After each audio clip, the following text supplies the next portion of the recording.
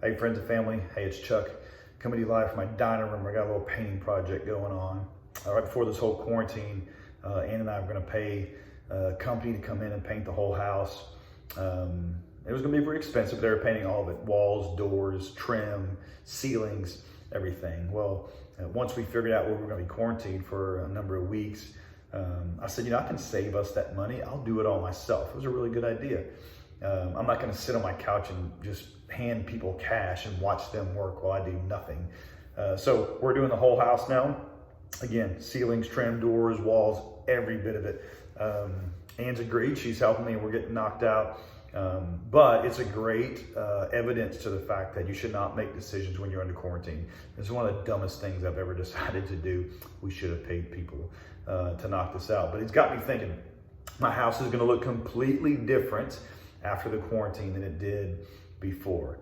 And really, our lives are going to look different after the quarantine than it did before. And if you're anything like me, you've said multiple times, I just can't wait to get back to normal.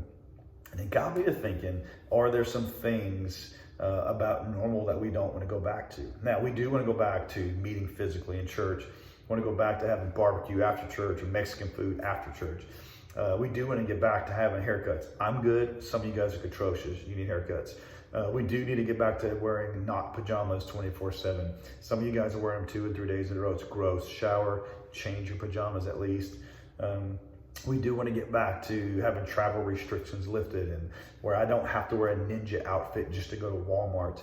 But there's some things like, think about this. What are the normal things you don't want to go back to? What's the norm you can't return to? Like, for example, we've been reminded once again, most Americans don't have enough in savings. People have lost jobs and taken pay cuts, and it's a tragedy that most people don't have savings there to protect them. Some of the normal we don't need to go back to. We don't need to go back to undervaluing the power of human connection. Even the most introverted people right now are really struggling without having human interaction. We don't need to go back to taking some people's jobs for granted. Gosh, our doctors and nurses and grocers and delivery drivers and truckers and teachers. Gosh, we've undervalued and taken for granted what they do, and we don't need to go back to that. The Bible actually speaks to that very same thing of going back to things you don't need to go back to. Proverbs 26:11 is a beautiful illustration. It says, as a dog returns to its vomit, so fools repeat their folly. And saying, look, don't do that stuff again. It wasn't good for you. Don't go back and repeat it and do it again. For example, we should continue to wash our hands, right? Even after the whole pandemic's over, we should keep washing our hands and using hand sanitizer. So let me encourage you 3 things. 1, use this opportunity to remove some things from your life permanently. For some of us, things were taken from us, right? And it's good that we can't do them. We shouldn't go back to doing them. Maybe for you, it's that bar you stopped at too often on the way home. For me, fast food. Man, just eat it way too much, not good for me. I didn't need to go back to that when I have the opportunity to do that. Another thing, number 2, use this opportunity to add some things to your life permanently. Some of you have been forced to do things you didn't before, and maybe you ought to keep doing them. You've been with your family more than ever, and while that's got its unique challenges and frustrations, that's likely something you need to leave in your life. So what are you going to add to your life? For me, our family, we have a lot of family time regularly, but not super intentional. And we've added family devotional time every night, and we're going to continue to do that. We're going to keep that.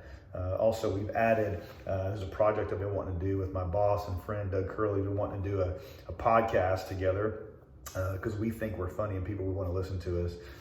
And we did it. We've got this free time and we launched it. It's FOTP Open Mic.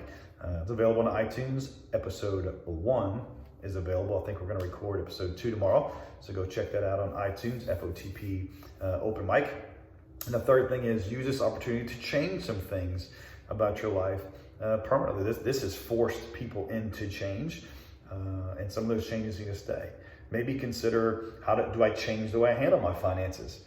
Do I need to save more? Do I need to have more available to help my friends and neighbors out in times like this and be able to protect myself better? Some of you have made your work processes much more efficient out of necessity. So those things you can change and keep that way.